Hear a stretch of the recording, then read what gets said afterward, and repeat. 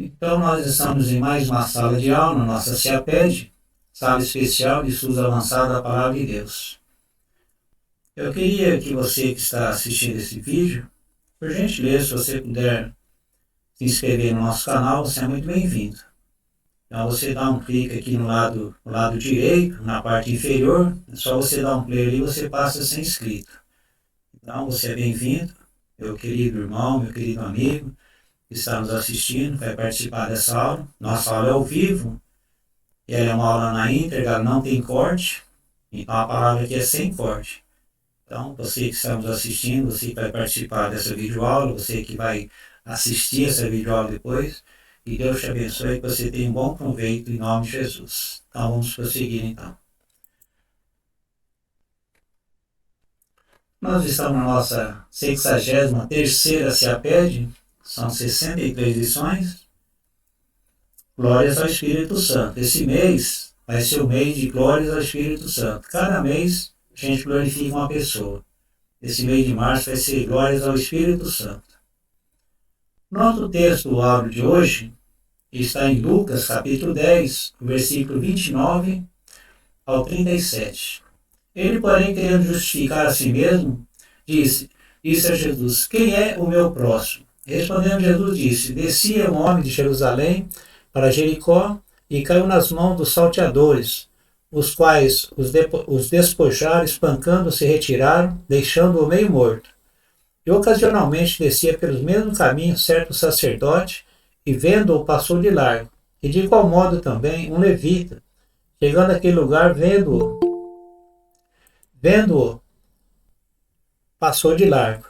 Mas um samaritano que ia de viagem chegou ao pé dele e, vendo-o, moveu-se de íntima compaixão. E aproximando-se, atou-lhes as feridas, aplicando-lhes azeite e vinho. E pondo-o sobre a sua cavalgadura, levou-o para uma estalagem, cuidou dele e, partindo ao outro dia, tirou dois dinheiros e deu-os aos hospedeiros, e disse-lhe: cuida dele, e tudo que demais gastares, eu te pagarei quando voltar. Qual, pois, desses três te parece que foi o próximo daquele que caiu nas mãos dos salteadores? E ele disse: o que usou de misericórdia para com ele. Disse, pois, Jesus: vai e faze da mesma maneira. Paz do Senhor, pastor Hélio, bem-vindo em nome de Jesus. Paz do Senhor, irmã Evandira, bem-vindo em nome de Jesus. Amém, pastor. Estou com saudade de vocês, hein? O nosso tema de hoje será a parábola do bom samaritano. Nosso subtítulo, o subtema, um apelo às virtudes cristãs. Preâmbulo e justificativa do nosso tema. Mais uma parábola com um título não muito apropriado. Por que não muito apropriado?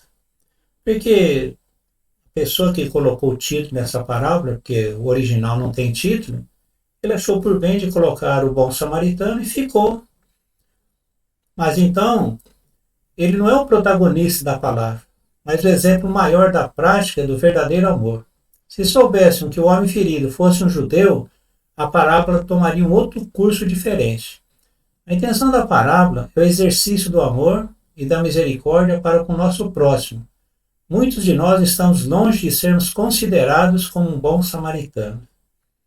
Então presta bem atenção. Nem que entramos na aula, já tem cobrança aqui. Eu estou longe de ser considerado um bom samaritano. Eu não sei você. Eu não sei nós. Porque para ser um bom samaritano, precisa exercer muito amor, muita misericórdia com os feridos, com os caídos no caminho, com os caídos na estrada. Então, ser um bom samaritano é você se desprender de tudo e fazer alguma coisa. Então, nós vamos entrar no assunto. Introdução.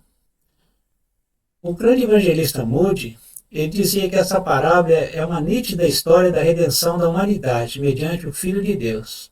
Além das bênçãos espirituais derivadas desse texto das Escrituras através dos séculos, muitos pintores famosos como Rembrandt se apoderou dessa parábola e muitas instituições assistenciais também.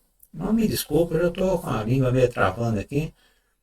Então você percebe que o bom samaritano tem muitas instituições de caridades que leva esse nome. Geralmente, essas instituições, ela praticam as obras, praticam assistência social, uma infinidade de coisas. Então, o nome que veio, e muita gente usa esse nome. E possamos também ser considerados como um bom samaritano, para abençoar o nosso próximo. O Senhor Jesus é o nosso exemplo maior. Então, em João 3,15, ele diz assim: porque eu vos dei o exemplo, para que como eu vos fiz, façais vós também. Então, Jesus fala assim, ó, como eu fiz, façais vós também. O Senhor Jesus, nessa passagem, se refere ao lavar os pés uns dos outros. Se mal vivemos o verdadeiro amor cristão, como poderíamos então lavar os pés uns dos outros? Meus irmãos, eu não entro nessa questão do lava-pés, nunca tive uma explicação a respeito disso, nunca me ensinaram o que significa isso. Eu não sei se não se usa mais, se os irmãos puderem me ajudar. Eu não sei se essa prática já existiu em algum lugar, eu sei que uma igreja pratica isso daí. Uma pessoa só, no final do ano, ele vai lá, lava o pé da pessoa, passa uma toalhinha e tal. Mas eu não vejo outra igreja fazendo isso. Eu não sei se nós deveríamos fazer isso. Pois isso é coisa que Jesus fez, ensinou. Agora, se ele ensinou, se ele deu esse exemplo, por que ele colocou lá o lava-pés se eu não lavo os pés de ninguém? Agora, pensa bem. Se nas mínimas coisas eu tenho falhado, imagina lavar os pés dos irmãos, então. Imagina aquele irmão que você, às vezes, não sabe, não vai muito com o jeito dele, e ele entra na fila do lava-pés e você vai ter que lavar os pés dele. Você já pensou? Seria mais um problema para nós. Seria mais uma coisa que provavelmente eu não conseguiria fazer. Os irmãos acham que o lava-pés é para hoje? Foi algo que Jesus fez, deixou ensinamento, e só uma igreja pratica isso aí. Só uma pessoa pratica isso aí. Vou nem falar o Não nome. era costume de antigamente? Oi? Não era costume da época Então, lavar os pés de quem chegava na casa, era o costume da antes época. de receber visita? Mas, Agora é um costume da época. Oi? pastor, não, só falar para o senhor e para a irmã, era um costume, mas tinha uma simbologia. Agora nós temos que trazer para os dias atuais qual seria a simbologia, ou seja, a pessoa vinha de caminhar pelas ruas de terra e o pé dele estava cheio de poeira, né? Então lavava-se os pés para ele ficar com o pé limpo, né? Para adentrar a casa. Agora, hoje, como é que você recebe uma pessoa na sua casa? O que você faz? Então, seria a mesma coisa a pessoa chegar, você abraçar ela, né, receber bem ela na sua casa. Ou seja, o lava-pés seria que ele estava acolhendo aquela pessoa no lar dele. Então, seria a mesma É, coisa, atualizando cortesia, para os dias de hoje. o carinho, não é? O bom recebimento. Deixa eu falar. Sim, a felicidade de você estar recebendo. Deixa eu falar uma coisa para os irmãos, vocês talvez não são do meu tempo ainda.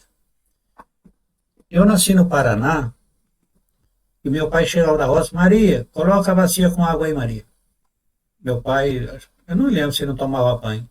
Ele lavava os pés, colocava os pés dentro da água bem quentinha. Ele falava, Maria, coloca um pouco de sal aí. Minha mãe colocava o sal, ele enfiava os pés na bacia com água e sal para descansar os pés, porque ele vinha com os pés sujos da roça. E meu pai nunca aceitou Jesus, morreu com 80 anos, se aceitou Jesus foi longe de mim, no hospital. Então ele fazia isso. Parece até que é uma coisa da Bíblia que não tem nada a ver. Agora hoje, no Japão, você precisa tirar o sapato porque seu sapato está sujo. Hoje, com essa pandemia, tem pessoas que não entram na sua casa se você não tirar os sapatos. Agora, se eu quisesse fazer o que Jesus fez, você tirava a meia, eu lavaria os seus pés para cumprir a palavra. Porque se eu vou usar essa simbologia para outra coisa, então eu vou te dar um beijo no lugar de lavar os seus pés, eu vou te dar um abraço no lugar de lavar os seus pés, e com isso a gente vai alterando a Bíblia, vai alterando, vai fazendo dela alegorias, sabe, ilustrações, e vai passando. Agora, lógico, naquele tempo eles caminhavam na rua, na terra poeirenta, né? Então, tem gente que usa o véu na igreja, era para o tempo de Corinto também. Tem pessoas usando o véu e outros não usando o véu. Quem não usasse o véu teria que tosquear o cabelo. Olha, irmão, está tudo alterado. Tudo alterado. A gente não sabe mais o que fazer da Bíblia. Jesus mandou pregar o Evangelho e os crentes ficam tudo dentro da igreja. Vai lá, eles acham que isso aí é pregar o Evangelho. Fica lá dentro da igreja. Lá. Ele só vai quando tem lá um culto de ar livre, então ele vai uma vez por mês, uma vez cada 6 meses. Meus irmãos, essa CIAPED aqui não é brincadeira não, é só cobrança. Nós somos crente assistente de culto, é que nem crente online. Crente online ele assiste o culto assim, tomando um refresco, assim, ó. A igreja está deixando a desejar. Imagina o que vem pela frente aqui nesse estudo de hoje. Vamos lá. Opa. Deixa eu ver se não passou 2 aqui, porque... Não. Uma pergunta acerca do próximo. Uma pergunta mal intencionada, no versículo 29. Ele, porém, querendo justificar-se a si mesmo, disse a Jesus: quem é o meu próximo? O Senhor Jesus sempre aproveitava as oportunidades para ensinar algo aos seus opositores, então essa parábola surgiu num desses questionamentos. Esse questionamento foi feito pelo doutor da lei de forma até educada. Olha só a esperteza desse doutor da lei, a sagacidade desse doutor da lei. Ele com toda educação, sabe, com toda boas palavras, ele ia deixar Jesus numa situação bem difícil, nós vamos ver também no decorrer desse estudo. Agora, eis que se levantou um certo doutor da lei, tentando-o, dizendo: mestre, que farei para herdar a vida eterna? Que farei para herdar a vida eterna? A senhora irmã Expedita, bem-vindo, em nome de Jesus. E ele lhe disse: que está escrito na lei? Como lês? Respondendo ele disse: amarás ao Senhor teu Deus de todo o teu coração, de toda a tua alma, de todas as tuas forças e de todo o teu entendimento, e ao próximo como a ti mesmo. E disse-lhe: respondeste bem, faze isso e viverás. O Senhor Jesus estava diante de uma possível cilada. O doutor da lei tinha respondido de acordo com a lei. Na sequência, o Senhor Jesus sabiamente responde com essa parábola. Meus queridos irmãos, eu já vi crente debatendo com outro, sabe, argumentando com outro, sabe aquela desavença teológica? Um fala uma coisa, não, porque eu sou de Arminio, não, você é de Calvino, não, fica aquele debate, sabe? Deixa eu acertar aqui o microfone da irmã aqui, deixa eu ver onde é que eu acho aqui. Bahia! Só um pouquinho. Eu vou desligar esse microfone aqui, peraí.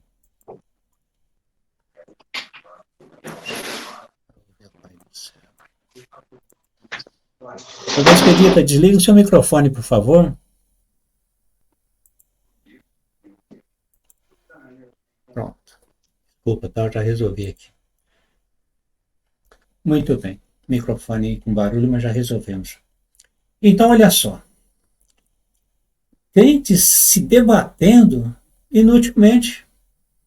Não, porque minha igreja está estruturada nisso, minha igreja está estruturada naquilo, aí eu creio nisso, você crê naquilo.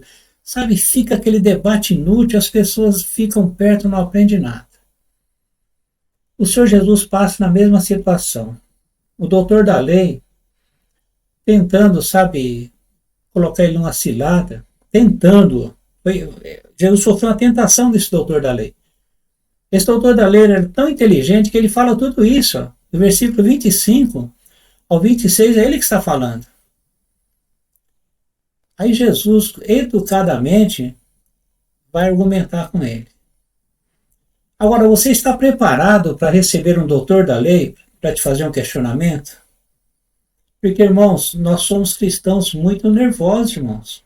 Tem cristão nervoso. Ele apela logo, sabe? Na escola dominical ele começa a perguntar, de repente o professor esquenta para cima dele, sabe? E ele levanta a voz. No outro domingo já não vem mais. Por quê? Nós não estamos preparados para debate. Tanto é que nessa sala aqui tem pouco debate. Nós estamos preparados para debate. Nós estamos preparados para perguntas capciosas, perguntas de tentação como essa daqui. Mas o exemplo de Jesus, irmãos, ele não apelou, ele não partiu para a ignorância, Ele vai criar uma parábola em cima de um tentador. Sabe o que é isso? A sabedoria dele? Nós temos que ser assim, irmãos. Tem pessoas que vêm para cima de nós com a religião deles. Não, porque a minha igreja é melhor do que a sua, porque a minha igreja é isso, minha igreja é aquilo, no meio da rua, irmão, gritando no meio da rua. E o que a gente faz? Então, existem cristãos muito nervosos. Aqui todo mundo fala macio, né? Então, o Senhor nos pediu, nos pediu e tal. Mas será que nós somos assim no dia a dia? Você já experimentou sair na rua e alguém te afrontar você? Alguém partir para a ignorância em cima de você? Será que nós não revidamos? Revidamos.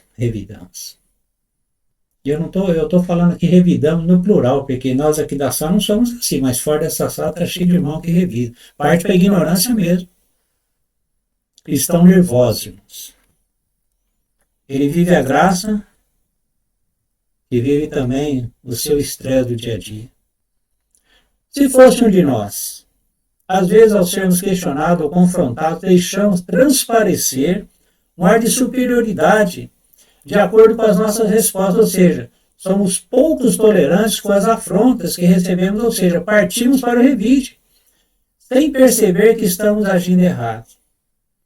Irmão, basta só uma provocaçãozinha sobre nós, a gente já dá aquela resposta assim, olha, sabe o que você está falando, rapaz? Eu sou aqui, sabe, eu sou o pastor aqui há 20 anos aqui. Ele dá uma lista das suas qualidades e Deus fala assim, olha lá, a lista de qualidades, mas ele não tem nenhum sentimento, sabe, de suportar uma mínima afronta. Só porque perguntaram alguma coisa, então ele com aquele ar de superioridade, porque, sabe, eu estudei e tal.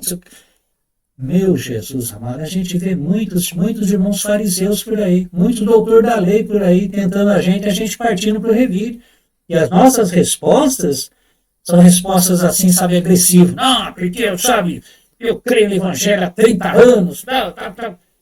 Ele mostra tantas qualidades e não passa de um hipócrita também. Ele está revidando. E demonstra. Olha, quem é psicólogo vai entender. Ele demonstra toda a sua fraqueza na sua resposta, no seu revide. Irmãos, perceberam? Como que a gente é assim? Mexe com você no trânsito para ver. Dá uma fechadinha só. Aí o cliente, olha, de noite vai pedir perdão porque xingou o homem, pediu perdão porque está pensando. Irmãos, nós nos acumulamos de pecados e é normal isso aí. Porque nós somos cristãos não bons samaritanos. Nós somos maus samaritanos. Qualquer coisinha a gente parte para o revide. Qualquer lugar. Passou um moço por mim. Ele pratica homossexualidade. Me deu um folheto e passou direto. E eu já tinha essa parábola pronta. Escuta só. Aqui não é hipocrisia não, aqui eu falo meus erros e vocês não falam os seus, mas eu falo os meus porque eu tenho que ensinar com os meus erros também. Vocês podem aprender com alguns erros que eu cometo. Aí chego perto da estação, o moço sentado ali, quase no chão, num degrauzinho. Cheguei bem perto dele, ofereci o folheto, ele pegou. Falou, olha, ele não pegou lá e pegou aqui. Fiquei feliz. Só que depois de um minuto eu volto, ele no celular, o folheto no chão, desprezivelmente o folheto no chão, encostar nos seus pés no chão. Eu cheguei para ele, olha só a revista, cheguei para ele, dá licença. Peguei o folheto do chão e tomei de volta e fui embora. Eu errei, irmãos. Está errado. O folheto é dele, coloca onde ele quiser. Ele vai ter que dar conta depois. Mas o meu revide qual foi? Fiquei nervoso, fiquei chateado. Onde já se viu colocar o folheto no chão? Não façam isso. Eu fiz, eu errei. Ensinar uma coisa, irmão. Falar que você erra também é outra coisa. Então, eu revidei, ou vocês acham que não? O folheto é dele, ele fala assim, dá aí meu folheto, o folheto é meu, eu coloco onde eu quiser. Lógico, ele põe onde ele quiser. Tem gente que coloca na lata do lixo, tem gente que joga no chão, tem gente que joga no bueiro, que é mal educado. E eu peguei o folheto dele, falei, dá licença. Ele olhou para mim assim, falou nada, eu fui embora. Aí, cometi um pecado. Não fui bom samaritano. Já começamos mal como um bom samaritano. Estamos longe de dar a outra face. Mas a vós que ouvis digo, amai os vossos inimigos, fazei o bem aos que vos aborrecem. Bendizei aos que vos maldizem e orai pelos que vos caluniam. Ao que te ferir uma face, oferece-lhe também a outra. E ao que te houver tirado a capa, nem a túnica recuses. Olha só. Aqui, eu não sei se é um sentido literal. Se alguém te agredir, deixa agredir de novo. Se alguém te dá um empurrão, dá de novo. Oh, você me empurrou, né? Vou empurrar de novo. Empurre, você tem que suportar. Ah, eu vou te meter a mão na cara, rapaz. Pode bater. Eu vou bater de novo. Pode bater. Não, pensa bem se nós estamos preparados para isso. Irmão, Bíblia, irmão, é muito fácil a gente ler a Bíblia, né? Mas é complicado a gente entender o que a Bíblia quer conosco. Se de bater de um lado, bate do outro lado. O moço pôs o folheto lá, fui lá revideu. Dá licença. Isso daí, ó, eu não dei outra face. Isso nos parece difícil viver, não precisamos ir muito longe. Dentro da igreja, reparamos, ó, pastores agressivos, explodem com facilidade, corrigem os seus membros com aspereza na frente dos outros. Você já viu isso na sua igreja? Então, tem obreiro aqui que, sabe, não faz serviço direito. Esse porteiro aí, cadê o porteiro? Está em online. O culto vai para o mundo inteiro, está lá, sabe, dando bronca em obreiro, sabe, bravo, nervoso, sabe. Ele vai pedir o dízimo, ele pede assim com agressividade, chama todo mundo de ladrão. O que é isso? Não precisa nem falar, pastor, o senhor está me batendo. Ah, você não aguenta não. Você... O que é isso, irmãos? Que cristãos nervosos são esses? Agora, porque eu sou pastor, eu posso agredir todo mundo ao vivo ali? Cadê a educação? Cadê o bom samaritano? O bom samaritano tem que suportar, irmãos. O bom samaritano... Pai, senhor, missionário Érico, bem-vindo em nome de Jesus. Desculpa. Isso não é uma crítica particular, mas uma realidade que ninguém vê, comenta ou admite. Mas observem a falta de educação de muitos de nós. Pessoas que passam, não nos cumprimentam. Pessoas que você tem 10 anos de cultuar a Deus, as pessoas não te cumprimentam. Tem pessoas na igreja que eu não conheço há 12 anos, há 15 anos. Viver como bom samaritano desse jeito, irmãos? Eu sei que muita gente vai assistir esse vídeo e vai falar, nossa, mas esse pastor está metendo o pau na igreja, está descendo a lenha na igreja. Não, irmãos.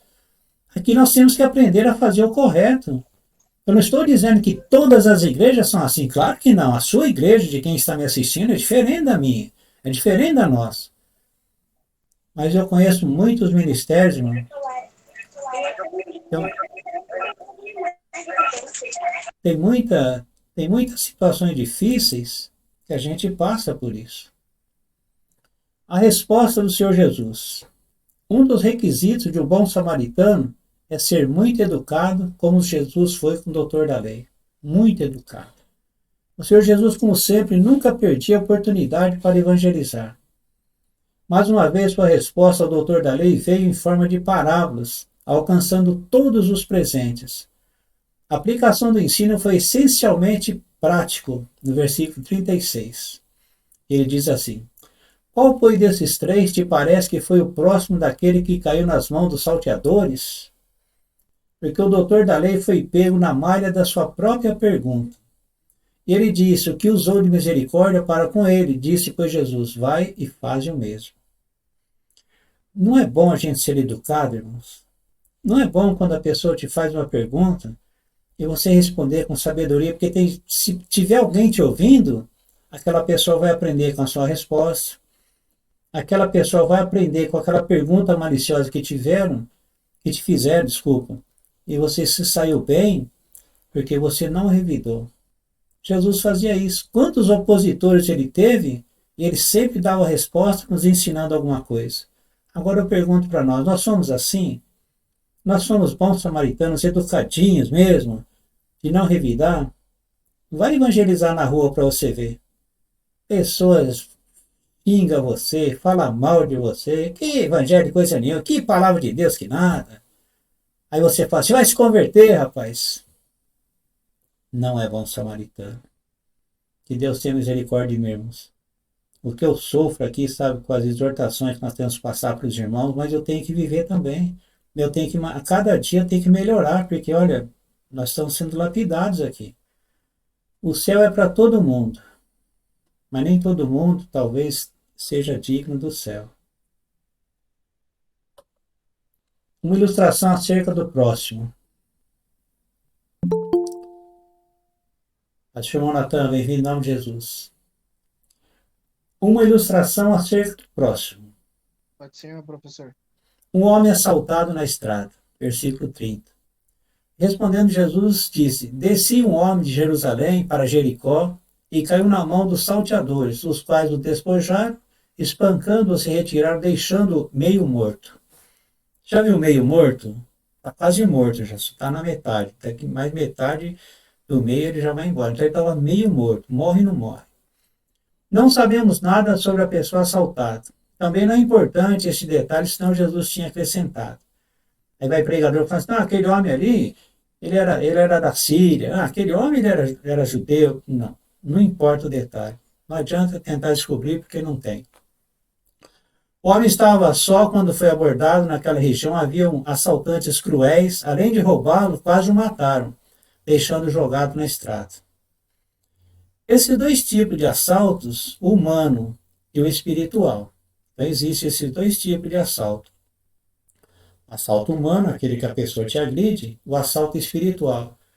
Quando Satanás ele tenta te induzir você a um pecado, tenta te induzir você a um erro, e você se deixa levar pelas coisas, de repente a vida espiritual desmorona. Então existe o assalto humano e o assalto espiritual.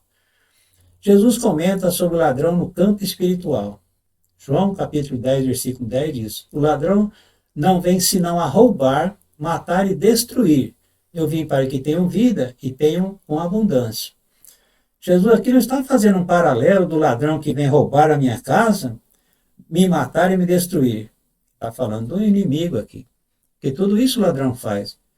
Mas então por que Jesus faz um paralelo? Eu vim para que tenham vida e vida com abundância. Quer dizer, eu tenho uma vida abundante e Satanás não quer que eu tenha uma vida frutífera. E o ladrão, é normal, o ladrão no mundo inteiro só vem para matar, roubar e destruir. Mas Jesus fala que ele veio para dar vida e vida com abundância, então, mesmo que o ladrão me assalte, entre na minha casa, mesmo que Satanás venha me assaltar, venha praticamente quase tirar minha vida, Jesus veio para nos dar vida e vida com prosperidade, vida com abundância. Oi. Pastor, esse versículo, esse capítulo de João 10, na verdade, ele está se referindo aos falsos líderes, né? Então ele está falando, esse capítulo, porque todo mundo fala que esse versículo se refere a Satanás, né? Satanás veio para roubar, matar e destruir, mas não é. Esse capítulo ele está falando dos falsos líderes, né? Que vem simplesmente para usufruir das ovelhas. Eu não quero me justificar que eu não estou certo, não estou errado, mas eu concordo plenamente com o irmão, mas, lógico, atribuir tudo a Satanás também não. Mas o mau líder, ele não vai trabalhar em função dele próprio, tem que ter uma força maligna por trás dele. Então, se eu tivesse expressado assim, eu não teria, sabe, cometido esse equívoco aí. Porque falsos profetas sempre tem dentro da igreja, falsos líderes, falsos crentes, mas todos eles também são instigados pelo maligno, lógico, aqui não literalmente. Mas obrigado pela explicação do irmão. Não, é que o contexto do capítulo está falando das falsas lideranças, né? Movido é lógico, pelo mal, então, né? Oi. Ô pastor,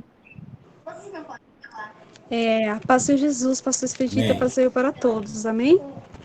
Queria que o senhor falando sobre questão assim, de pessoas, né, serem arrogantes, pessoas que maltratam as outras pessoas. Eu gosto muito de ler aqui o versículo da palavra de Deus, aqui no livro de Gálatas, no capítulo 5, e o verso de número 22, que vai falar sobre o fruto do Espírito, né, que vai falar sobre as obras da carne e o fruto do Espírito. Então, nós vemos que ter o quê? O fruto do Espírito, pedir para Deus a cada dia mais, porque nós sabemos que é difícil, né, adquirir esse fruto do Espírito. O fruto do Espírito é como se fosse uma mexerica, que você pega aquela mexerica, e dentro da mexerica tem vários gongos dela, né, então esse é o fruto do Espírito. Então há várias virtudes que nós vemos que buscar em Deus, né. E aqui no livro de Efésios, no capítulo 4, E o verso de número 2 que fala assim: com toda humildade e mansidão, com longanimidade, suportando-vos uns aos outros em amor. Então, a cada dia nós devemos que pedir para Deus, né, a mansidão, o fruto do Espírito, para que nós possamos, né, ser igual a Jesus, procurarmos ser que nem a Jesus, andarmos como Jesus ali andou, né, a suportar uns aos outros com amor, porque o amor é sofredor. Amém? É essa palavra que eu deixo para nós nesta noite. Amém? Essa reflexão para nós. Interessante que a irmã falou sobre o fruto do Espírito. Sabe que eu já tinha até esquecido? A gente esquece. Se lá na rua, quando a gente vai, eu falo na rua, porque dentro de casa às vezes a gente revida também alguma coisinha, né? Normal. Parece normal. Mas sabe o que a gente esquece? A sua irmã não fala isso aí, eu não tinha nem lembrado, que a gente não ouve leitura sobre isso, pregação quase a gente não ouve. Mas então a gente sai na rua e fala assim: eu tenho o fruto do Espírito, eu tenho o fruto do Espírito, eu tenho o fruto do Espírito. Aí a gente erra menos. Parece que a gente esquece que está escrito e de repente você vai lá e atropelou. O moço que eu peguei o folheto, a pessoa que eu falei vai se converter. Mas o bom samaritano, as virtudes cristãs de um bom samaritano, ela vai além de tudo isso. Mesmo com o fruto do Espírito que nós temos, às vezes com tudo isso que Deus nos dá, essas ferramentas do Espírito que nós temos para a nossa vida espiritual, nós cometemos muitas falhas, mesmo com todas as virtudes que Deus nos dá. Agora, eu queria perguntar para o irmão, por que nós somos assim? O que está acontecendo conosco? Dentro da igreja a gente é perfeito demais, mas quando a gente sai de lá, irmãos, fica difícil, sabe? Tem opositores na rua. Às vezes você vai pregar no ar livre, como acontecia antigamente, as pessoas jogam pedra. E você não aguenta, você tem o fruto do Espírito, revida. E a lição de hoje é que Jesus tinha que jogar pedra no doutor da lei, Jesus tinha que falar: sai para lá, rapaz, você está me atrapalhando. Não, ele cria uma parábola para nos ensinar. Se ele não tomasse cuidado, Jesus ia cair numa cilada, ele ia comprometer o seu ministério, porque aquele doutor da lei, ele não veio simplesmente fazer uma pergunta assim, simplesinho, ele veio para derrubar o mestre mesmo, ele veio para provar o mestre, e ele não se deu bem, porque vocês viram a sequência dos acontecimentos. Parece que alguém quer falar, hein? Muito bem. Não sei se alguém quer, mas eu vou aproveitar aqui junto. Eu vejo essa parábola, né, do bom samaritano, Jesus, ele pegando dois padrão, na verdade um padrão, e confrontando ele, né? E seria a religiosidade. Passou o levita, passou o mestre da lei, e quando, numa das aulas da FATEBN, que eu sempre fui mentor nos estudos da minha avó, eu estava estudando e vi que, por exemplo, um profeta, quando ele tinha que se purificar para poder entrar no templo. E se ele porventura tocasse algum ferido, algum morto, algo de qualquer gênero, ele se tornaria impuro. E ele teria que se limpar de novo, né? Purificar de novo. Então eu vejo Jesus pegando esse padrão de religiosidade que só traz, tipo, coisas para si próprio e mostra que não é isso que é o certo, né? Que passou o levita, passou o mestre da lei, passou o profeta, e nenhum deles ajudou por questão de religiosidade, porque uma lei, um padrão deles não deixava. E é isso que eu vejo nessa parte. Exatamente. Vamos seguir então. O irmão deixou seu comentário também, muito oportuno. Desculpe, nós vamos então prosseguir, mas tem tudo a ver com o que o irmão falou. Uma estrada à nossa frente. Andávamos como ovelhas perdidas. Isaías 53:6 fala sobre isso. Todos nós andávamos desgarrados como ovelhas, cada um se desviava pelo caminho. O Senhor fez cair sobre nós a iniquidade de nós todos. Mesmo estando aos pés do Senhor, ainda podemos andar desgarrados, devido a certas atitudes erradas. Muitos se julgam estar no caminho certo. Estes são os conformados com as suas religiões, porém, sem o verdadeiro evangelho, a religião é como uma canoa furada. Em Provérbios capítulo 14, versículo 14, está escrito: há caminho que ao homem parece direito, mas o fim deles são os caminhos da morte. Meus irmãos, eu não estou aqui para ficar duvidando da nossa fé, da nossa conversão. Mas você sabia que você nunca sabe quando você está errado? Porque quando a gente acostuma a fazer uma coisa errado, por exemplo, a pessoa faz café todo dia e ela gostou do seu café. Aí eu chego lá para tomar um café, nossa, esse café está muito ruim. Mas a pessoa acha que o café dela é o melhor café que ela faz. Tem muitos crentes dentro da igreja, desculpa eu ficar repetindo isso aí, nós temos que falar isso para a nossa própria salvação. Tem muita gente conformada com a sua vida e não é bem isso que Deus quer de nós. Crente simplesmente assistente de culto, crente que não pratica boas obras, crente que não pratica caridade, crente que, sabe, nós temos muitas falhas. E olha que nós somos cheios do Espírito Santo, temos os dons do Espírito Santo, como a irmã Érica falou, não somos pessoas de religiosidade, como o irmão Natan disse, mas não é a primeira vez que Deus fala isso comigo, mas se nós formos fazer um exame, quantas falhas nós temos para chegar a ser um crente ajustado? E olha que nós estamos numa estrada, e tem uma estrada à nossa frente, nós estamos caminhando ainda. O céu é uma estrada a ser percorrida. E se nesse percurso tiver muitos acidentes na nossa vida, o acidente pode nos causar um grande estrago. Então, tem pessoas religiosas que eles estão super certos.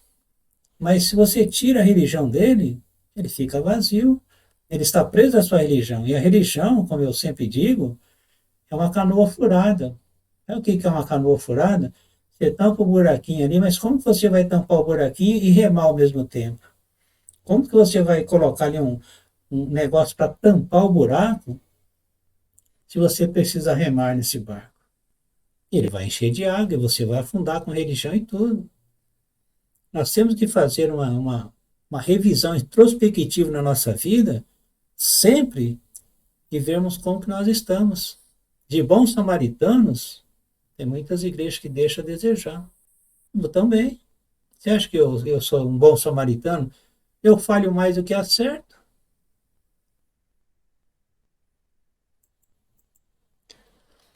O homem descia de Jerusalém para Jericó. Um fato inegável, muitos de nós espiritualizamos quase tudo. Falta-nos uma exegese mais apurada da palavra.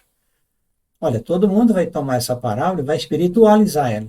Ah, o homem descia, sabe? O homem descia, então nós precisamos descer também, nós precisamos descer à casa do oleiro, nós precisamos descer ao... Então ele espiritualiza tudo. E de repente nós alteramos toda a parábola com essa espiritualidade que nós colocamos nela. Alguns detalhes com certeza nos chamam a atenção, mas vamos ver o cerne dessa parábola. O que está em apreço aqui não é espiritualizar a descida deste homem. Então, tem gente que vai espiritualizar a descida. Aí, o crente tem que descer mais baixo, o crente tem que descer no pó, o crente tem que descer na humilhação, o crente tem que descer ali na oração, é tudo descer, espiritualiza tudo. Aí fica, sabe, a parábola começa a perder o sentido. Mas a parábola tem um outro caminho a ser seguido. Alguns historiadores antigos a chamavam de estrada sangrenta. Não é muito diferente do mundo em que vivemos, das estradas que o mundo caminha. Olha só, a quase morte desse homem na estrada e as mortes que nós vemos nas estradas do mundo hoje. Pessoas matando simplesmente por matar. Sabe, já tem lá um celular na mão, baratinho, mas ele resolve só matar a pessoa. Então, pum, mata. Parece que matar hoje em dia é tão comum como matar um passarinho. Quando a gente matava um passarinho, parece que hoje uma pessoa mata outro como se mata um passarinho, que antigamente se matava passarinho, né? Agora não existe mais estilingue, aquela coisa toda, as crianças hoje não têm mais isso, graças a Deus. Né? Então o mundo é isso. Vivemos então uma estrada sangrenta no mundo aí. Os indiferentes ao próximo. O sacerdote descia pelo mesmo caminho. Como está escrito, não há um justo, nenhum sequer. Todos se desviaram e juntamente se fizeram inúteis. Não há quem faça o bem. Não há nenhum só. Paulo escrevendo aos Romanos, ele fala sobre isso daí. Que não há um justo sequer, não há ninguém que faça o bem. Interessante que às vezes nós vamos conversar com uma pessoa na rua e falamos assim, olha, eu já tenho a minha religião. Eu não quero passar para a sua religião. Para que eu vou mudar de religião? Minha religião é muito boa, sabe? Eu não faço mal para ninguém. Eu não bebo, não fumo, não jogo, não traio a minha esposa, não traio meu marido. Sabe? Eu não brigo com meu vizinho, sabe? Eu me dou bem com todo mundo. Eu sou bom. Converter para quê? Para que eu vou passar na sua religião? Minha religião, eu não peco, nem cerveja eu bebo, não bebo pinho. Olha, eu sou bom. Interessante que a Bíblia classifica essa pessoa como injusto. Deus não está falando das nossas qualidades. Deus está falando que não há um justo sequer que busque a Ele para se converter de fato e praticar a justiça que o Evangelho pede. Porque ser bom não nos exime do pecado que está sobre nós, que foi deixado sobre nós a partir de Adão e Eva. Então não tem ninguém bom. A gente encontra muita gente que não quer se converter porque é bom. O céu não é para esses bons. Os céus são para os convertidos. Então o Senhor inclui nessa parábola pessoas muito importantes, mas nem tanto. Olha, o sacerdote era importante. O doutor da lei era importante. O levita era importante. Mas os três importantes nas suas religiões foram reprovados. Quer dizer, o samaritano não. 2 foram reprovados, o samaritano não. Então, primeiro foi o sacerdote descendo pela mesma estrada. O interessante é que o Senhor coloca as pessoas em certas situações propositalmente. O sacerdote era o posto mais alto do templo, ele cuidava do altar e do sacrifício do povo diante de Deus. Ele fazia parte da elite do povo de Deus, mas omitiu ajuda ao homem ferido caído na estrada. Nos versículos acima, o apóstolo Paulo nos exorta a não sermos inúteis, inúteis em relação ao nosso próximo, como foi aquele sacerdote do templo. Vocês percebem que Jesus ele toma 3 pessoas, as 3 tinham que fazer a mesma coisa. Os 3 provavelmente eram pessoas, samaritano a gente não conhece, mas o samaritano também era religioso. Eles adoravam a Deus no monte lá, diferente dos judeus, eles eram separados, mas tinham sua religião também. Eles tinham a sua maneira de cultuar a Deus, no modo deles, mas você lembra que os samaritanos, por mais religiosos que eles eram, Jesus foi pregar o evangelho com a samaritana, porque ser samaritano significava que eles estavam salvos. Eles tinham também que crer no evangelho, o evangelho escrito por Jesus, e Jesus era judeu. E a mulher samaritana aceitou o evangelho e se converteu e foi pregar ao samaritano. Então esse samaritano nós não conhecemos, mas ele também era uma pessoa de cunho religioso.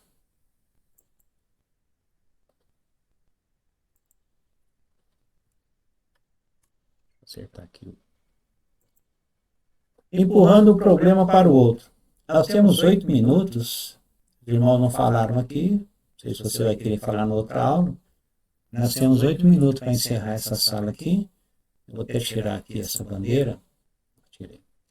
Empurrando o problema para o outro. Por que o sacerdote não socorreu? Talvez achasse que aquele problema não era dele, mas dos levitas.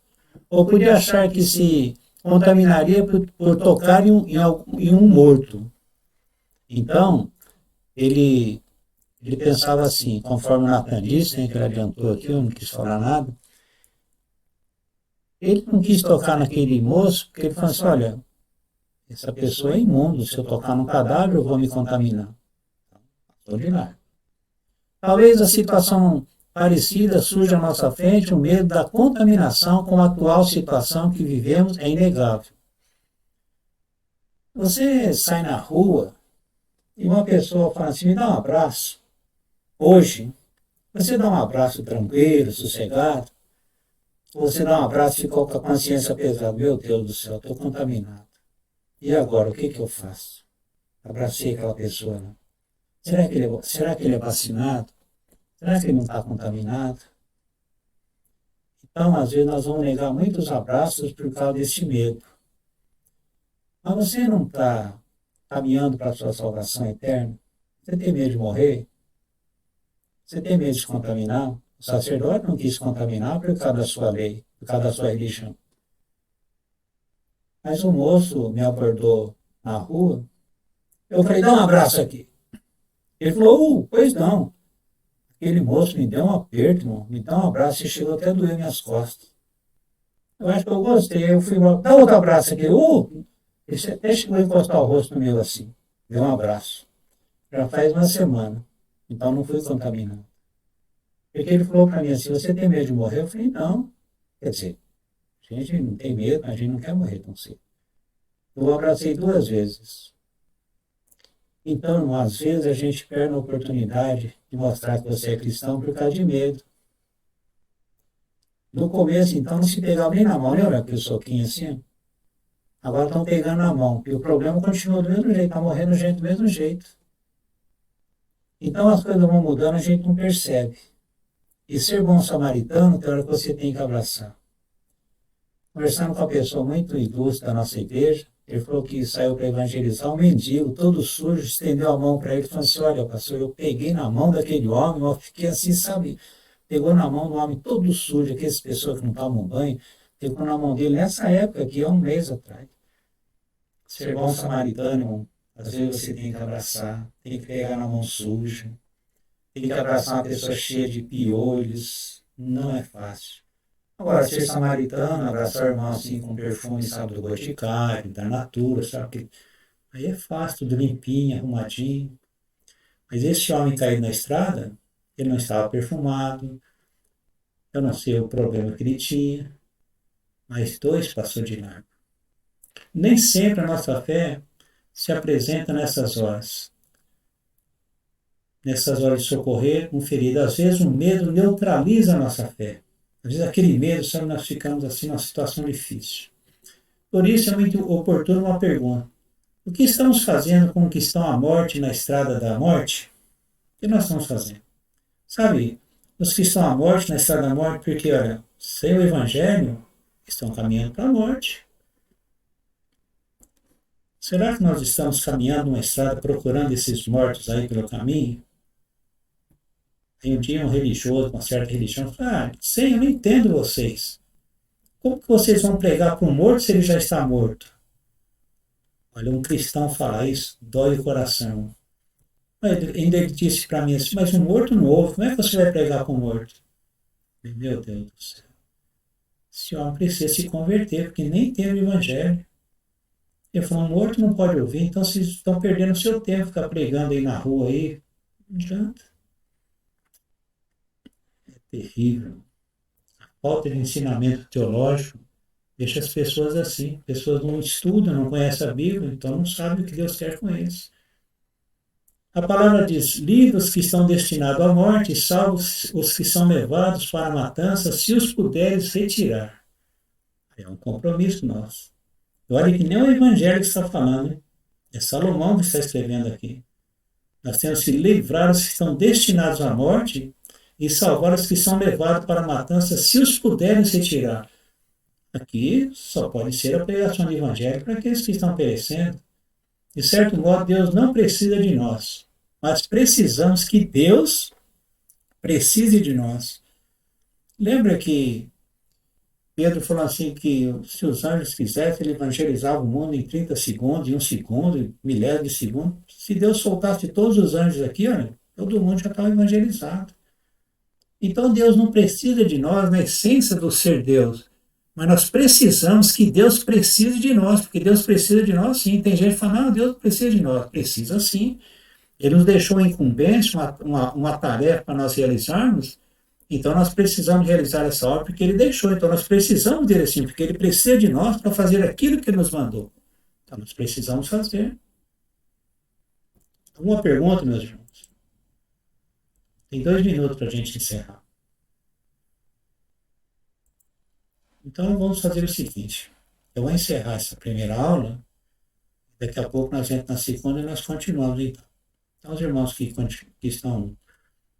vão participar dessa videoaula, então se você quiser assistir a segunda videoaula, é só você entrar no link da segunda, está logo debaixo dessa primeira aqui. Então Deus abençoe você até o momento E não se esqueça, se você quiser se inscrever no canal, é só no cantinho direito aqui na parte inferior, é só clicar lá e você se inscreve no nosso canal. Deus te abençoe por enquanto.